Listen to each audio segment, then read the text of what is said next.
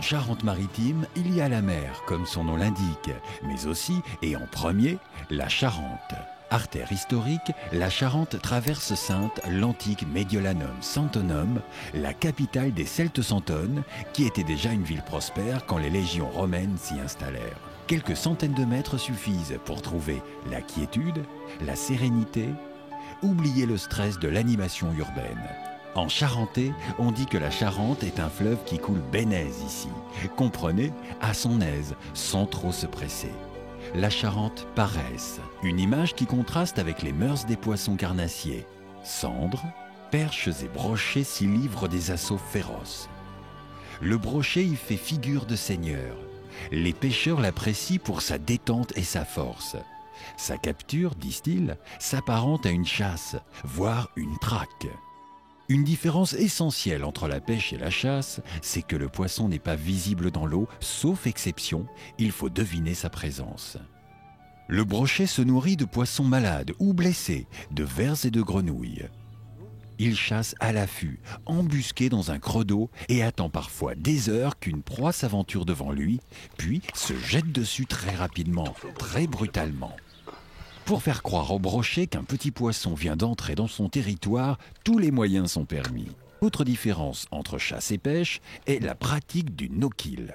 Les pêcheurs qui vont nous guider ne pêchent plus guère pour manger, et la remise à l'eau d'un beau spécimen procure autant de plaisir que sa capture. Celui-ci n'est pas encore trop gros, ni trop âgé. C'est encore un reproducteur en pleine force de l'âge, et on ne saurait priver la Charente d'une future génération de brochetons. Un souci primordial. En effet, pour pêcher, il faut des pêcheurs, mais aussi du poisson. Et ceci explique les récents efforts entrepris pour la restauration des frayères. En fait, on restaure des frayères ici pour favoriser la reproduction naturelle du brochet, car il y a de moins en moins de zones humides sur le département et globalement. Et ici, nous sommes sur une frayère qui a été restaurée l'année dernière. Il y a un programme notamment sur 3 ans de restauration de 10 sites de frayères à côté de Saintes. Et qu'ici, on est à Pont, donc il y a pas mal d'endroits où il y a de la restauration de frayères à brochet. Alors la rivière se situe derrière nous, c'est donc la Seugne qui est un affluent de la Charente. Et en fait, en plus du débroussaillage qui a été réalisé, il a été recreusé des fossés. Donc on en a juste derrière nous, qui en fait est lié directement à la rivière, qui permet une inondabilité complète de la frayère. Ici, c'est un ancien marais, une ancienne tourbière. Et il n'était plus du tout utilisé au niveau agricole, puisque la ruche n'est plus récoltée aujourd'hui en tant que litière pour les animaux, ce qui fait que ça a été laissé à l'abandon. L'association de pêche locale, l'Anguille de Pont, a racheté de nombreuses parcelles sur le site, et ce qui a permis la restauration des frayères. Alors maintenant, on se trouve juste à côté de Saintes, au niveau de la commune d'Aigon. Ça s'appelle Entre-les-Seugnes. Alors ici, le problème, c'était de maintenir un certain niveau d'eau pendant assez longtemps pour permettre à la larve de brochet de se développer et de devenir alevin. Donc c'est pour ça qu'on a fait le choix de mettre en place un ouvrage, comme on voit derrière nous. Cet ouvrage qui permet de stabiliser le niveau d'eau le temps de la fraie du brochet. Alors les terres ici appartiennent à un agriculteur. Il a été fait une convention entre l'agriculteur et la fédération de pêche qui permet en fait à l'agriculture de gérer l'ouvrage. Donc il a un cahier des charges assez précis pour respecter les niveaux d'eau en hiver, mais l'été il le gère un petit peu comme il veut pour aussi donner de l'eau à son bétail. En termes de coût, quand on produit des brochetons en pisciculture, ça a un coût assez important à l'année et à court terme. Là, pour une gestion à long terme de restauration de frayères à brochet, forcément ça a un coût, mais ce coût en fait il est pour du long terme, donc finalement ça semble assez intéressant de faire ça. Ce qui est intéressant, c'est que ça fonctionne très très naturellement. On n'est pas obligé de compter seulement sur les années à forte pluviométrie ou pas, quoi. L'hiver, il y a de l'eau qui arrive vers le mois de décembre, janvier. Les géniteurs brochets, les adultes, viennent sur le site Le brochet a besoin d'une zone inondable. Il ne se reproduit pas en rivière, il se reproduit en prairie inondable le plus souvent. Ces prairies inondables fournissent une quantité d'eau assez peu élevée. On dit qu'il faut à peu près entre 20 et 80 cm d'eau pour que le brochet se reproduise. Ça permet aux eaux de se réchauffer. Donc le brochet se reproduit quand les eaux sont de 7 à 8 degrés jusqu'à 13 degrés. Et ça permet ainsi un développement du plancton. Et sur les zones inondables, on a aussi une couverture herbacée assez dense, style les graminées, les herbes, qui permettent aux œufs de se fixer sur les végétaux. Donc les œufs se nourrissent d'abord de l'intérieur de l'œuf, donc du blanc de l'œuf entre guillemets. Puis les œufs deviennent des larves, ils se nourrissent des larves d'insectes. Puis après, les alevins se nourrissent des petits poissons. Actuellement, donc, les alevins ont pas mal grossi. Ils ont profité des poissons qu'il y avait sur place dans les fossés et ils sont en train de regagner le milieu, la rivière, pour grossir encore plus et continuer leur cycle de vie. Et Petit Poisson deviendra grand si Dieu lui prête vie, s'il évite les brochets plus gros que lui, ainsi que les pêcheurs toujours plus affûtés.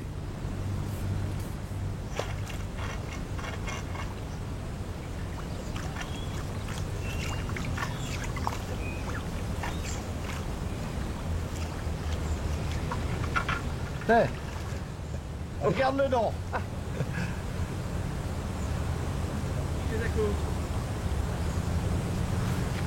Bon ben ça suffit. Hein. Ouais, non, là je l'aurais pas cru. Hein. Un brochet, monsieur, oui. Plus petit, c'est dur à trouver. Hein. Voyons. Oh bah oui, il est comme ça, oui. Allez, mon pauvre canard.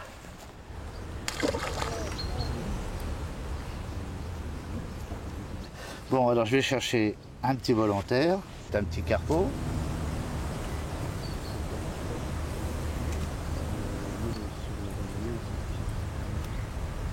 On va passer la tête dessus.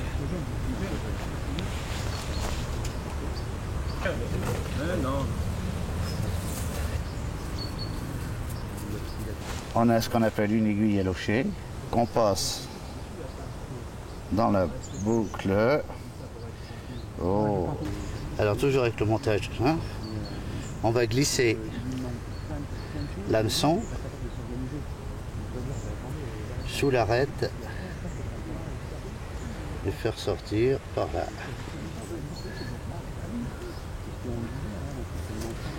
Alors je bloque mon fil et fais coulisser mon hameçon sous la peau.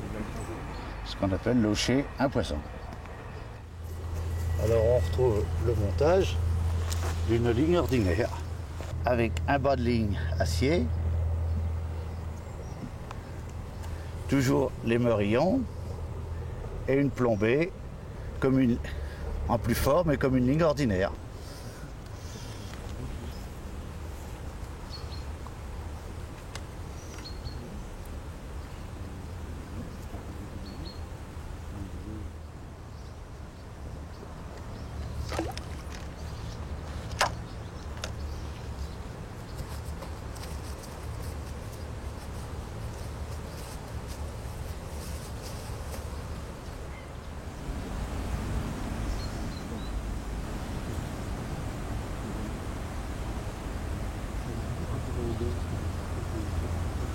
Et voilà. Il n'y a que le poisson, c'est le vif uniquement qui bouge. Hein? Mais ça limite à ça. Bien même, on peut pêcher même comme ça, en paternostère. On pêche assez souvent, surtout l'hiver, au poisson mort, carrément.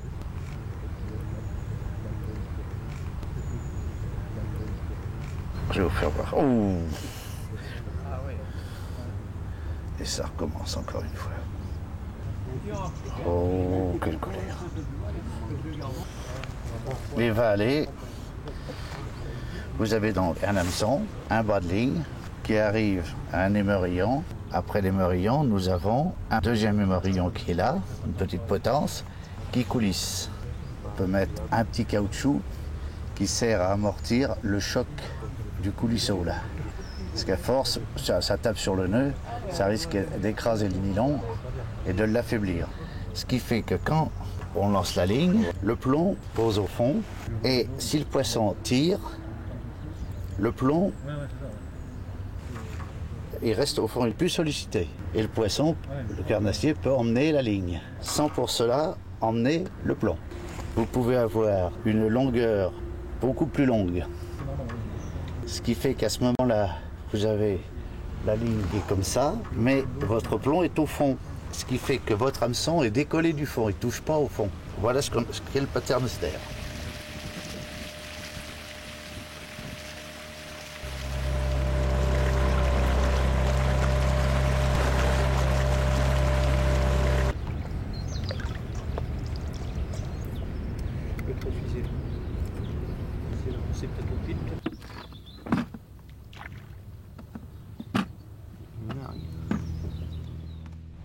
Donc là on va raccorder le corps de ligne au bas de ligne par les meuries en baril. Je vais faire un nœud palomar. Donc un nœud palomar, on fait une boucle sur le corps de ligne, toute simple. On passe dans la boucle de l'émerillon. On fait comme un nœud plat, tout simple. Et là on passe dans la boucle qui dépasse. On repasse le corps de ligne et on serre.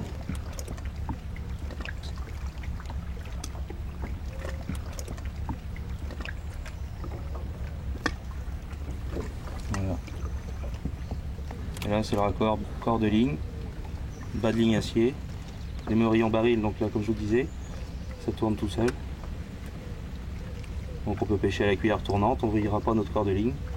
Et là la graffe, pour accrocher le leurre. Ils sont de mes petits ciseaux. Donc moi ce que je leur fais, avant de démonter, pour ajouter un signal 100, je leur coupe devant les branchies de chaque côté. Là. Et en plus ça dégage un peu plus d'odeur.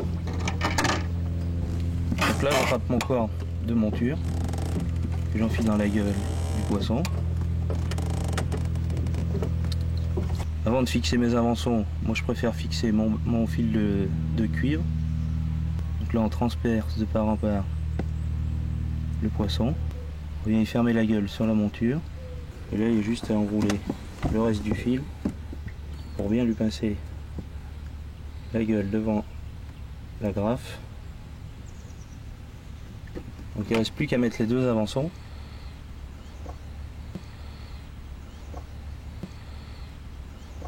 Moi je préfère les mettre dessus que sur un côté.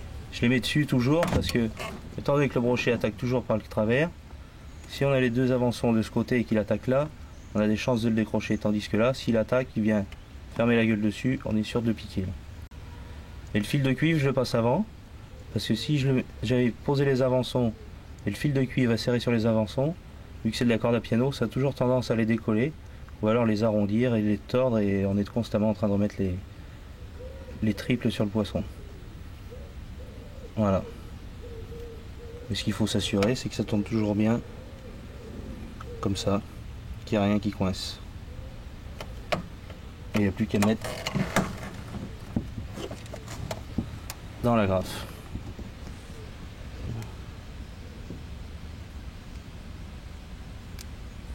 Et là on est prêt à pêcher. Ça c'est la monture Dracovic, c'est aussi le nom de son inventeur. Et ça c'est vrai, c'est la monture Mormanier. Voilà. Donc suivant le courant, la profondeur qu'on veut pêcher, on peut changer la chevrotine, mettre plus lourd ou moins lourd. Et si on a un gros poissonnet même, ça nous arrive nous de l'enlever carrément pour donner une imitation encore plus naturelle au poisson. S'il y a beaucoup de courant, on va alourdir un petit peu. S'il y en a moins, on va pêcher assez faible en poids.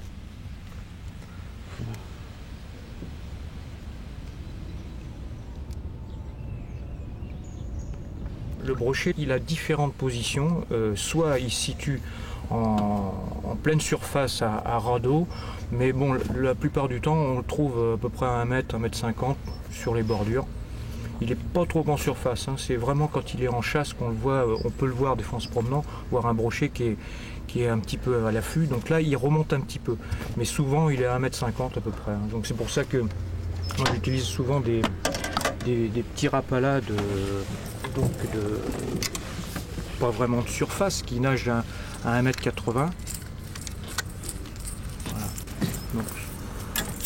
Donc il y avait une imitation de perche. Parce que bon, souvent, on a remarqué, enfin moi j'ai remarqué que les brochets mordaient souvent avec des imitations de perche, plus qu'avec des couleurs imitation de truite ou autre chose. Souvent ça qui marche. Quand je le lance sur les bords, il va se maintenir positionné en surface comme ça. Et dès que je vais ramener, hop, il va plonger. Si j'arrête, il reste dans la position où il est. Il remonte pas, il reste dans la position. Ce qu'on appelle un suspending. Donc ça c'est intéressant ce type de leurre parce qu'on peut le laisser le poser, c'est-à-dire attirer un petit peu le carnassier dès qu'il se pose. On attend un petit peu et hop, on commence à ramener. Et là, on peut déclencher éventuellement une attaque. En plus c'est bruiteur, c'est fait pour agacer un petit peu le poisson, quoi. Donc dans l'eau, il faut savoir que ça fait énormément de bruit, plus que dans l'air.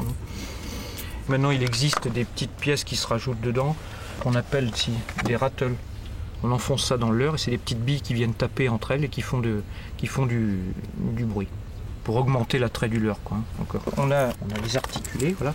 Donc l'articulé imite bien un poisson un peu blessé avec une nage désordonnée. Enfin, imite bien. C'est l'attitude qu'on doit avoir, hein. Donc celui-ci là c'est un popper, ce qu'on appelle un popper. Donc c'est un poisson qui nage en surface, qu'on ramène par petites tirées et qui avec ce système de bavette fait des éclaboussures.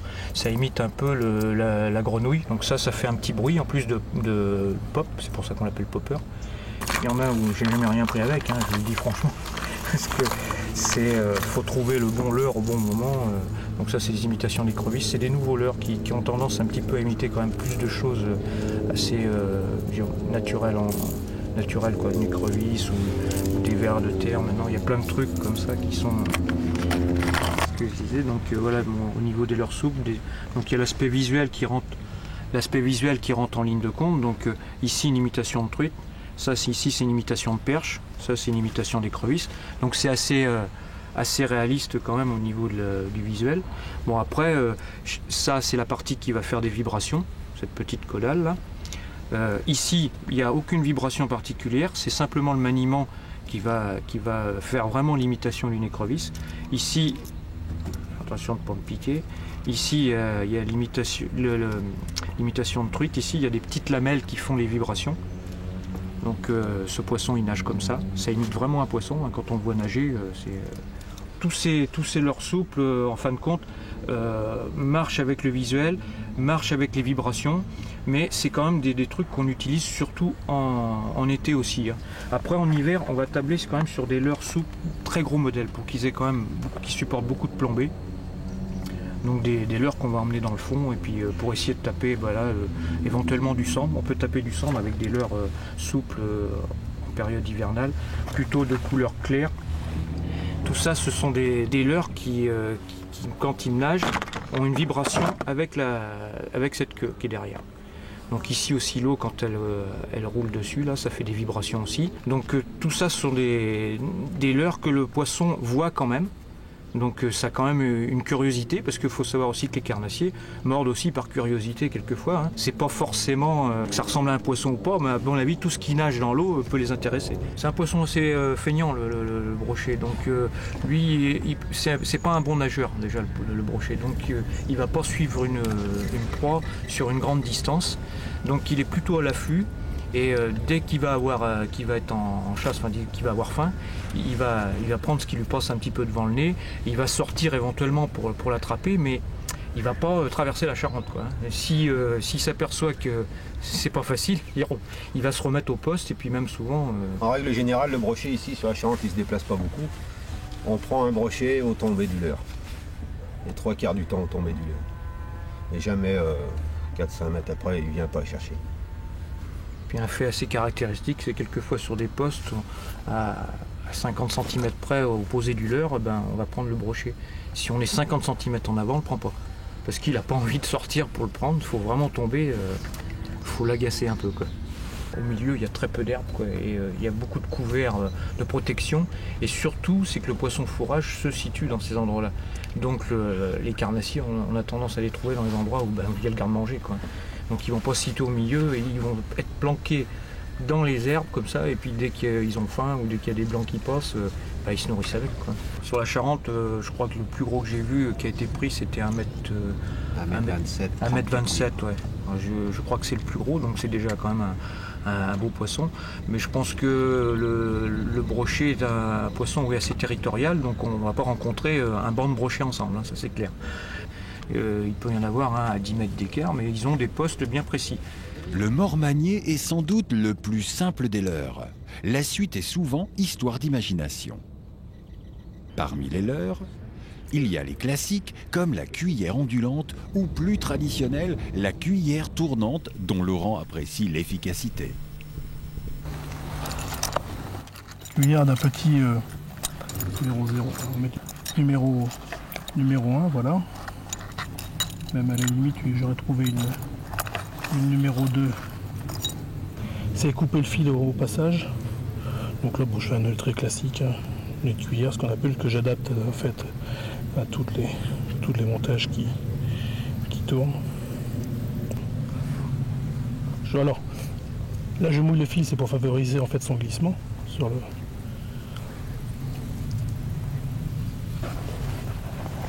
Bon là il y a un hameçon triple, donc c'est vrai que ça a tendance à s'accrocher, comme il est derrière, à s'accrocher dans les herbes. Donc, si j'accroche trop, je passerai avec un leurre souple. En fait, j'adapte souvent le leurre utilisé au terrain, quoi, en fait. Il est un peu dommage. Il est un peu dommage d'utiliser des leurres assez chers. Sachant que les numéros 3 sont largement assez grosses et brillent. Ils font un gros mouvement dans l'eau en fait. Donc cette cuillère là, du fait de son empile devant là comme ça avec le poids, en fait quand elle tombe dans l'eau, elle se met déjà à tourner comme ça. Dans la cuillère, bon c'est une pêche qui est assez rectiligne, on peut faire varier quand même le fond en diminuant la vitesse de récupération. Évidemment quand j'ai une cuillère un peu plus lourde, ça va beaucoup plus loin, donc je fais un ou deux lancers là un peu dans le vide pour essayer de me caler quand même. Caler en distance pour pouvoir m'approcher après le plus aussi des herbiers, quoi. Des herbiers et des obstacles, là, on va trouver normalement le poisson, quoi. Avec la cuillère, ouais, c'est presque le plus difficile à imaginer. C'est l'imitation du poisson en fait qui serait blessé, c'est-à-dire avec les faces brillantes comme ça. Quand elle redescend en dos, en fait, ça a mis une nage désordonnée. Alors c'est vrai qu'avec la cuillère, on s'en rend pas bien compte, parce que des fois, elle est beaucoup plus dur à faire. Avec une petite cuillère évidemment qui tourne beaucoup plus vite et qui a tendance à s'arrêter si on ne mouille pas assez, quoi. Si on le manie bien en fait, ça c'est le pêcheur qui fait tout le travail, qui lit parfaitement donc le poisson blessé ou malade, quoi. Les herbiers, parce que le problème avec les cuillères, et puis dès qu'elle accroche une herbe évidemment ça fait un courant derrière, ça lui casse sa nage, mais bon c'est pas très attractif, quoi, parce que on a quand même donc la partie brillante, quoi, donc qui imite le poisson, et après ce qu'ils appellent le signal sang en fait, quoi, c'est-à-dire le poisson blessé donc avec le signal rouge, signal sang donc du poisson qui saigne.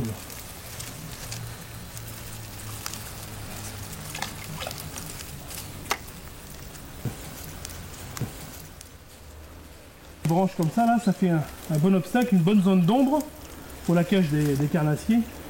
Ça permet de se cacher et puis il n'y a pas tellement de végétation dessous, quoi. C'est pratique que quand c'est plein. Gros bancs de nénuphars ou des grandes brassées d'herbes. Alors l'intéressant c'est qu'il y a une fosse juste derrière. Je sais qu'il doit y avoir un grand herbier là, ici là comme ça. Là. Juste devant, donc ça fait un passage en fait, ici là il y a un trou, il y a un autre trou derrière. Dans un premier passage déjà en surface, là de repérer là, et voilà, de remonter vers la fin. Alors le tout c'est que j'arrive à faire la même chose, mais en moins rapide. Là il y a un trou là, donc on peut aller un peu plus profond. Donc là, un peu trop loin.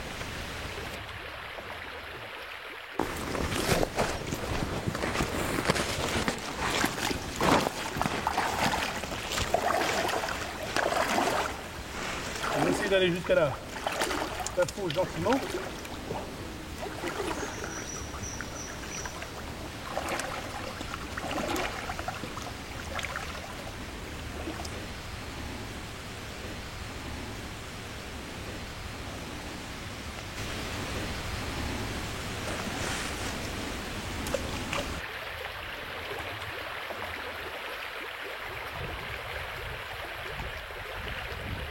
Comme de toute façon, le poisson est généralement relâché, on pourrait penser qu'il est accessoire que le poisson morde ou pas, que c'est essentiellement pour se vider la tête dans la tranquillité d'un cadre bucolique.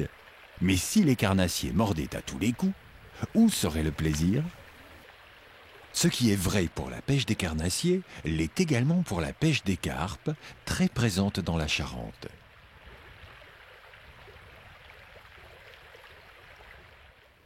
Mais Olivier va nous montrer que le plaisir peut rimer avec la convivialité, avec la transmission d'un savoir.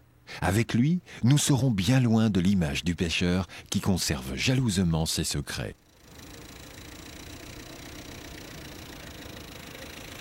Mon grand-père, ça se vit, il me dirait, bon drôle, t'es fou, toi. Pêcher à la bouillette, tu mets rien sur l'hameçon. Papy, quand il pêchait la carpe quelquefois, il faisait des caves en bambou, 3 patates, il jetait ça, il faisait une carpe. Nous, on met rien sur l'hameçon.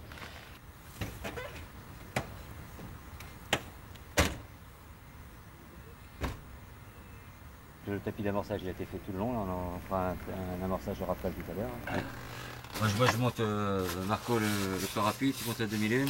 Ouais. Et après on montera les cannes, on mettra les affaires, l'amorçage, tout ça dans les. On rangera les glacières à l'ombre, le parapluie.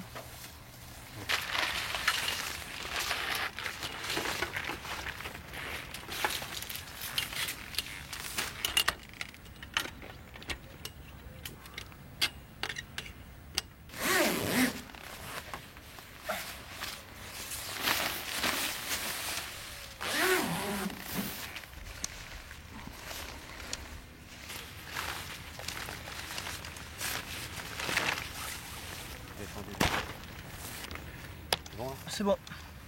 Je pense que c'est bien parce que là, avec si des fois on a un petit peu de vent, on sait jamais. Mais normalement, c'est bon là.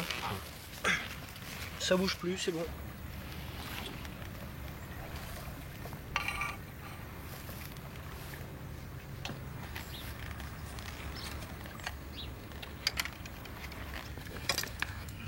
Celui-ci, c'est devant.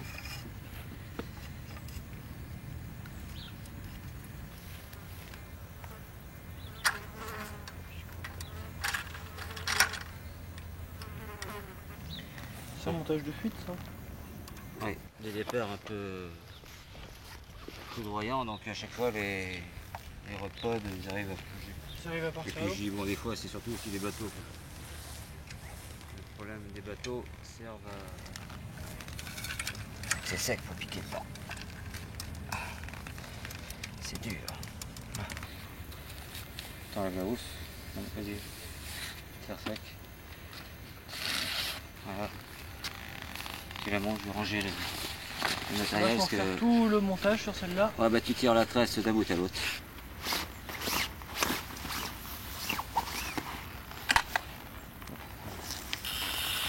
Non mais je vais monter l'hameçon, tu vas monter le montage. D'accord. Tu mets en tresse le ciseau. Celui-là. Là, moi je prends toujours ma caisse, ça fait à peu près 35, plus la moitié, ça fait 15 cm, ça fait des balles lignes de 50. D'accord. Pas faire des balles lignes trop courtes. On met quoi comme grandeur en niveau cheveux? Bah, c'est des petites bouillettes de 14, donc tu mets 3 cm, 3,5, pas plus. Donc là c'est bon. Donc là pour fixer, tu oublieras pas, tu fais toujours un nœud cuillère. Hein. Au niveau tresse, c'est l'idéal, c'est les meilleurs nœuds qui tiennent au niveau pêche, quoi. On les utilise beaucoup pour le carnassier, on les utilise beaucoup pour les nœuds d'arraché. Quand on fait un nœud d'arraché, on fait 2 nœuds cuillères, ça fait un nœud d'arraché, là on peut tirer dessus, ça ne vient pas. Un émerillon, hop, encore un petit nœud cuillère. Sur l'émerillon? Sur l'émerillon, toujours. Les bas de ligne et le quart de ligne, un nœud cuillère à chaque fois. Donc là, quand tu tournes, tu me le tournes jusqu'à peu près la lampe de l'hameçon.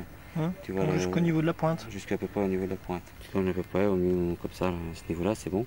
Et tu repasses bien ta tresse dans le petit anneau de l'hameçon qui est derrière. Tu tiens un petit peu, tu repasses ton fil de cheveux derrière. Mais dans le sens pour si le plomb s'accroche pour qu'il se déclave? Non, c'est dans l'autre sens. Là je garde le plomb. Mais bon là ça s'accroche pas.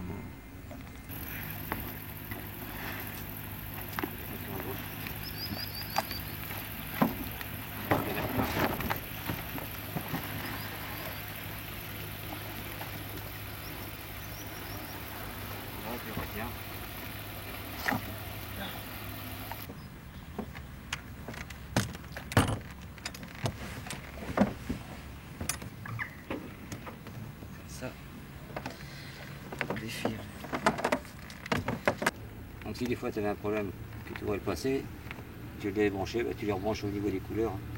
C'est simple. Alors l'éco-sondeur il nous sert pour voir les... Donc là avec la sonde ça va nous donner la température de l'eau. Donc ici tout ça ça nous donne le fond au niveau du fond. Des icônes de gros poissons, petits poissons, moyens poissons. Donc on suppose que les gros poissons, ça peut être de la carpe ou du sandre. Et là c'est un endroit sur ce secteur qui se fait beaucoup de carnassiers. Donc nous quand on pêche la carpe, on essaye de suivre où sont les carnassiers. Quand les gens nous disent on a fait beaucoup de sandre dans tel endroit, on sait que s'il y a du sandre, il y a de la carpe. Obligé. Détache ce pli de ton côté là, parce que là on doit toucher le fond en plus. Là Marco, on va s'en aller vers les piquets de bois qu'ils ont mis de protéines à terre. On va s'en aller dans ce sens, ça va passer un petit peu l'éco-sondeur. On va revenir et on amorce. L'éco-sondeur nous sert surtout pour voir le haut fond. Et en profondeur, il va nous indiquer, admettons, s'il y a une fosse, s'il y a un haut fond, si les profondeurs, dans quel comment sont, s'il y a de l'accroche. Parce qu'on arrive à voir s'il y a de l'accroche ou pas. Parce qu'en 99, on a eu une tempête en Charente-Maritime importante. Donc il y a eu pas mal de dégâts au niveau des branches et des arbres qui sont tombés à Charente. Donc la DDE a enlevé pas mal d'arbres, mais bon, il reste toujours quelques branches qui sont coincées au fond dans la vase. Donc tu amorces de ce côté-là. Là. Ouais, donc j'amorcerai de ce côté. Voilà.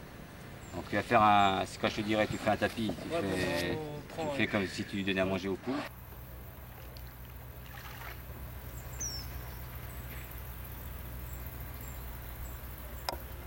Ça fera toujours 5 kg en moins, ça fait.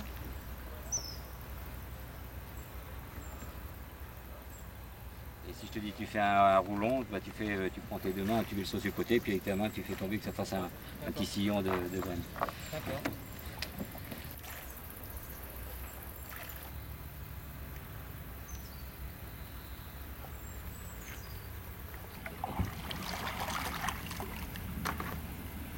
Tu fais juste un tournoi comme ça? Il faut partir, on ne sait jamais. D'accord. En coup de speed. On enlève toujours le plus.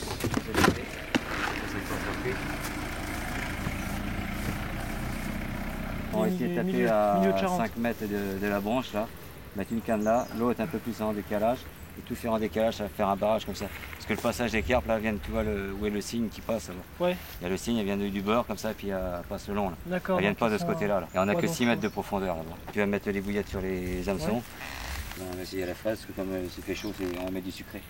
Ouais, d'accord. Si ça va pas, après on essaiera autre chose, mais bon, on va essayer pour cette nuit. À la fraise, de toute manière, j'avais mis déjà du parfum fraise à l'amorçage, dans la graine, donc... Je prends celle-là comme aiguille? Ah oui, tu prends celle-ci. Là, tu mets une orange, une marron. Tu peux les sentir, tu verras qu'elles ont le goût et le parfum de la fraise, elles sentent vraiment bien, elles sont très sucrées. Il manque un peu de sucre, on dirait quand même. Quoique. Par contre, elles ont un très très bon goût. Donc là, tu en mets deux sur chaque cheveu. Marco, on va prendre, comme si on est en rivière, on va prendre des plombs de 120 grammes en montre. Hein. Montre? On va pas prendre ceux-là, ça sert à rien. Parce que c'est pour lancer de longue distance, ceux-là. Ouais. Donc là, on va prendre 120. D'accord. C'est bon. Ouais, c'est des plombs que j'ai plastifiés, c'est tout ça là, c'est quand même mieux de les plastifier. Parce que ça se dissimule plus sur le fond. Voilà, t'as le... Bon là, c'est de toute manière, la Charente, c'est d'Avaz, donc on peut mettre marron. L'avantage du plastifié, c'est que bon, quand tu le casses, ça pollue moins dans la rivière, parce que le plomb, ben, il reste en plomb, il va ternir, ça... Allez, on les met. C'est le 80, tu le mets où? 80, je vais le mettre le plus près là. Canne de droite Donc je vais jeter la première canne. Ouais, vas-y. Là, tu vas être à peu près dessus là.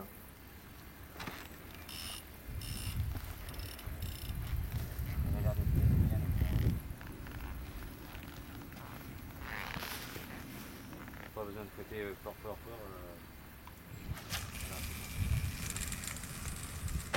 Tu peux la ramener... Non, t'es bien là. Laisse couler là, ramène pas du tout là. Tu laisses couler parce que c'est la canne la plus loin là. Là, ramène la canne. Ça donne, merci. Voilà.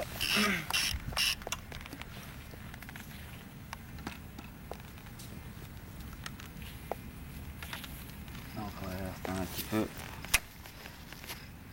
Attendre le fil. Un petit peu. Donc là, on va allumer les détecteurs. Donc les détecteurs, tu appuies sur le petit bouton là. Et si tu as un départ, le départ de la carte qui va s'en aller, elle va prendre, admettons, le courant. Ah bah ouais. L'écureuil monte. L'écureuil remonte. Sur une touche retour. L'écureuil va redescendre. La touche retour, c'est quand le poisson revient, si tu veux, où tu as acheté, il va revenir sur nous. Donc le fil, il va faire ça. L'écureuil descend. C'est pas le même bruit. Ça clignote pas tout à fait pareil. D'accord. Et on va essayer de ramorcer un petit peu à la graine avec, non, à la boule. On va faire des boules d'amorce. Faire des boules d'amorce. Ouais, on va balancer avec le fond. On va essayer. De toute manière, l'amorçage, la farine va pousser va faire venir le poisson blanc dessus, puis les carpes après viendront dessus. C'est bon. Ah bon, j'y vais. Et tu mets pas beaucoup d'eau. Tout à l'heure j'aurais mis du caviar, on va faire. Ah, c'est bon. Ah, c'est bon. Vas-y.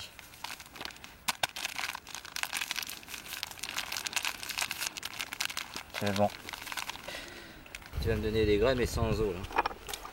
Si tu les égouttes un peu là et on met pas des grosses quantités parce que on va ramasser là. Pour ramasser la fronde. Ouais. C'est bon. Prends les petites boules à la fronde, t'en mets une vingtaine. Ouais. Faut bien les serrer. Donc là on a rajouté du blé, des petites graines de chenille, des petites graines de... Ça te va comme ça? Oh ouais, c'est bon comme ça.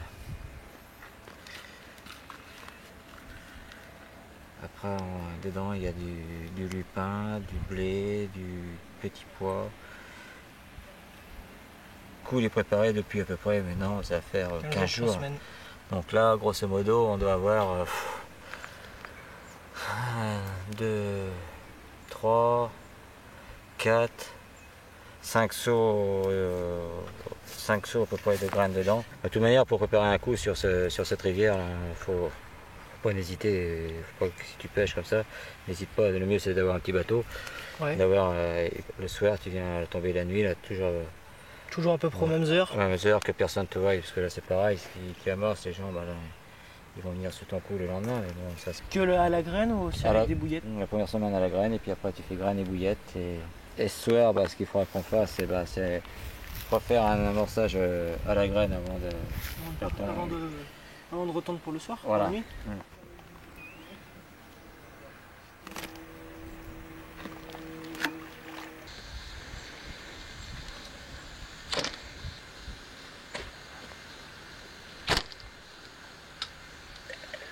Un peu court. Tu peux.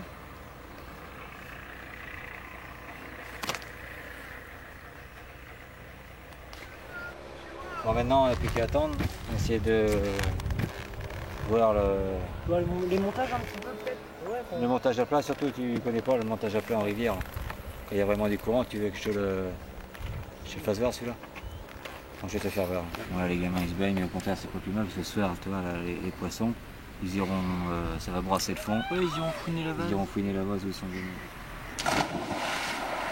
Ils ne nous gênent pas trop, on pêche à droite, ils sont à gauche. Donc. Tu vas voir ton fil qui va être dedans comme ça. Ouais.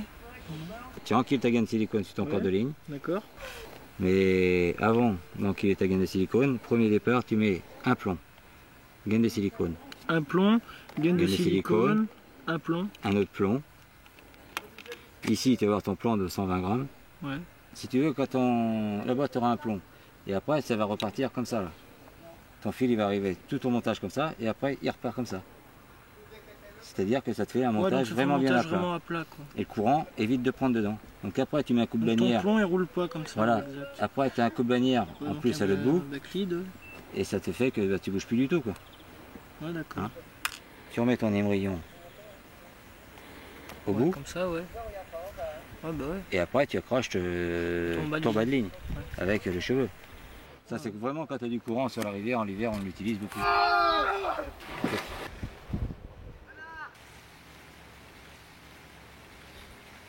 Bon appétit, hein. Merci, toi aussi, Marco.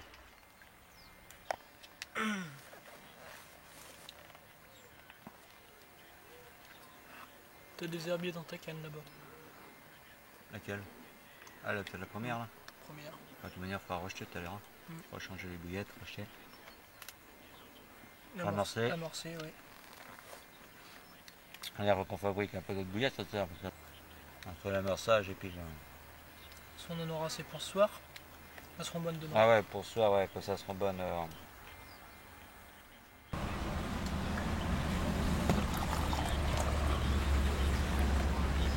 Tu veux passer un sucre? On va prendre là-bas. On va attendre un verre, on va débuter juste ici. D'accord. Regarde, il y a une espèce de pellicule de... Ouais. Ah ouais? C'est de lentille. Quand ça fini de brasser, c'est pas trop la couleur.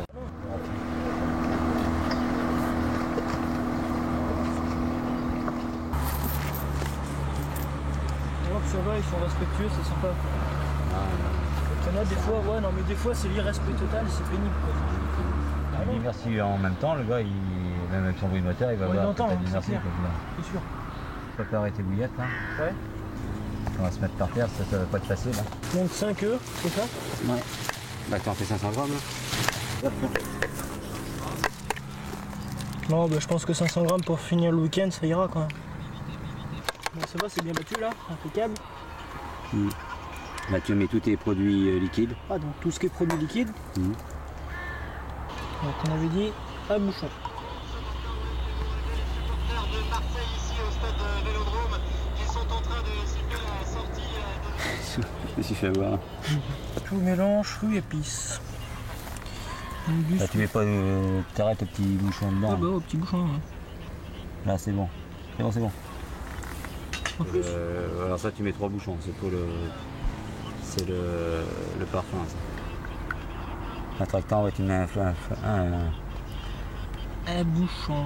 Ah c'est bon, même si c'est pas tout à fait pile poil. Parce qu'elle doit. Bon, c'est du sucre, c'est pas grave. Ouais mais non. Je pense que ça devrait être bon là. Tu goûtes? Là c'est sucré. C'est sucré? Ouais, ouais. Oh là! Ah putain! Ah sa mère! Là tu as mis trop d'eau, trop de sucre. C'est pas grave? On va mettre de l'eau dedans? Non, non, non, tu mets rien. C'est pas grave? Non, non, c'est bon.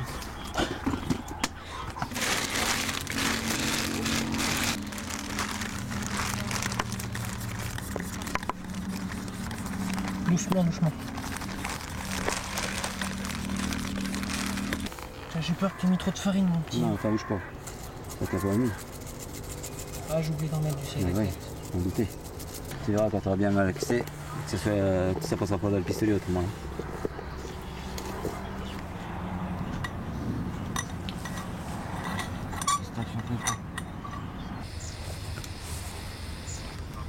Dans le mix, il y a de la farine de soja, il y a de la farine de blé. Farine de soja, farine soja gras, farine de blé, farine de maïs. Farine de maïs, t'as mis de la farine de semoule, je sais pas quoi toi en plus. Semoule de blé. Semoule de blé que t'as mis dedans, en plus. Plus du Bitford. Plus du bird food. Mais c'est pas du bird food, parce que le bird food c'est ce que t'achètes. Ouais, t'as mis quoi alors? Bah, moi j'ai mis des graines à oiseaux, ça coûte beaucoup moins cher, c'est le même truc.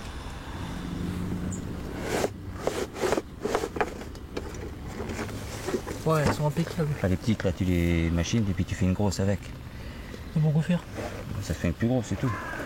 Tu les as éclatés un petit peu tes graines? Ouais, je les ai passées au mixeur. Ouais. Tu sais, pour qu'elles éclatent, Ouais. pour éviter qu'elles gonflent quand on prend l'eau. Enfin, quand elles prennent l'eau. Bah surtout là, parce qu'elles vont gonfler là. Ça va gonfler, ouais.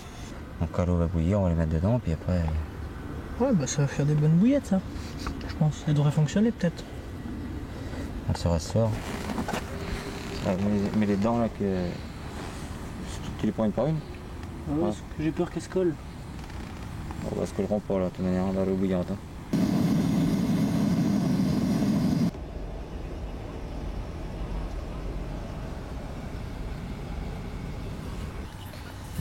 Là, je peux pas les rouler, moi. Si? Si. Ta table va être sale. Ah bah ouais. Ouais, t'as qu'il a mis de faire de manière.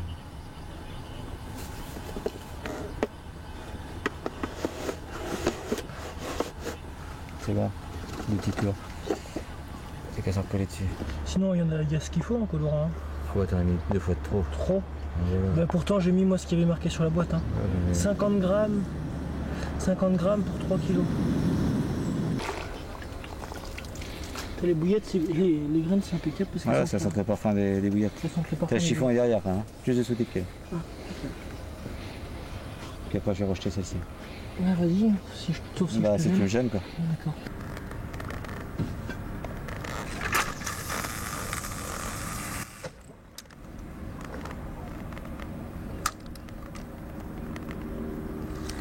Dernier coup du soir. Hein. Après, on retendra que si on a un départ dans la nuit, on ne touche pas les cannes.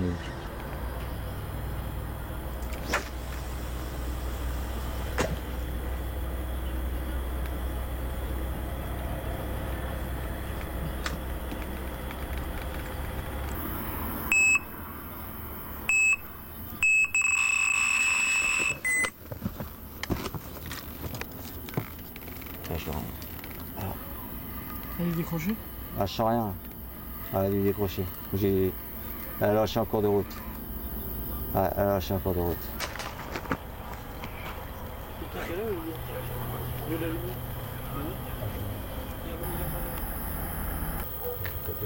Ouais, bah, je viens juste de me finir de m'installer là. Enfin, j'espère que. T'es à 200 mètres, à 300 mètres. Je vais pas trop barrer les poissons. On fait déjà le barrage en travers comme ça là. Donc je pense pas que tu me gênes. En quel parfum? Fruits? Fraise. Fraise. En amorçage et puis en pêche. On a assez en amorçage. Moi j'ai fait moitié-moitié. 2 cannes aux fruits, 2 cannes au carnet. Au carnet? Ouais. Quand est-ce qu'on fait une sortie? Bah peut-être le week-end prochain. Allez. Bonne nuit, à plus. Bonne nuit, Patrice.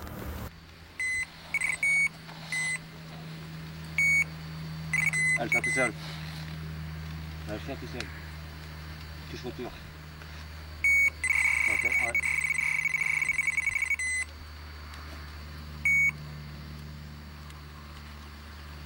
Il y a quelque chose, c'est là tu te prends, c'est une touche retour, c'est une brenne.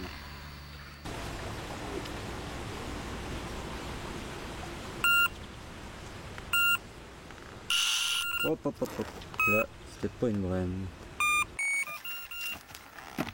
Putain, allez, c'est parti ceci. Bon, tu la prends? Allez, je te la laisse faire. Allez, vas-y. C'est ta première de la journée, je te la laisse. Je te prends l'épisode.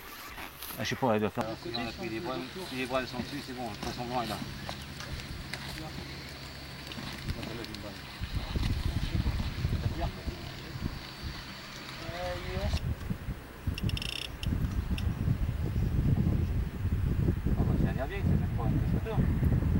Ah si, t'as un poisson dedans. Ah, il y a le poisson. Bah, tu vois, on l'a prise encore à la bouillotte. Ouais. Ah, elle fait 5 kilos celle-ci. Essaye de l'épuiser, voilà, de ce côté-là, parce que je suis sous les fils. Tu la passes par dessous? Non, bouge pas, laisse faire. Elle est prise, elle s'en ira pas là. Ok. Alors, je pense. Là, on a fatigué un petit peu.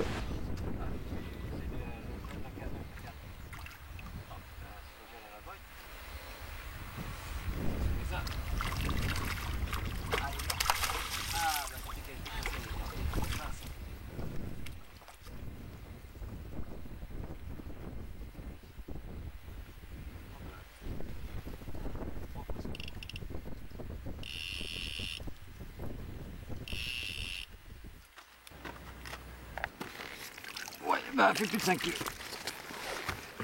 Faudra que c'est trompeur. On va essayer d'enlever les débouts, sortir le pauvre de l'épuisette. Sans canot, d'abord première chose. Hein. Enlever la pistole. Allez, c'est mis dans l'herbe. Oh putain, c'est bien piqué. Oh là là. Voilà. Allez, elle a mangé une bouillette. Il faut pas prendre de risques.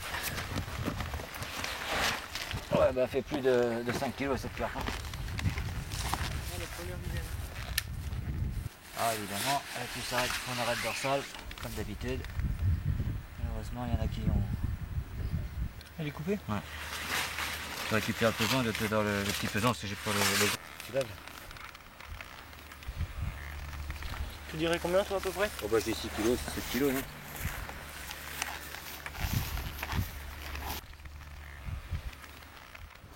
Là je vais essayer de la lâcher en bateau mais plus loin, qu'elle prenne un peu plus le.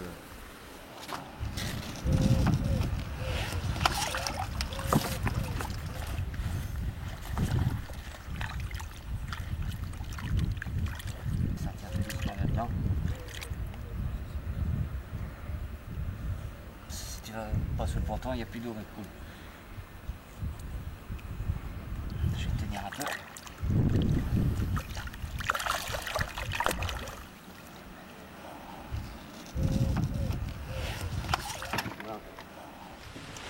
Mais bon, il y a une fin, il faut y travailler lundi. Le problème il est là.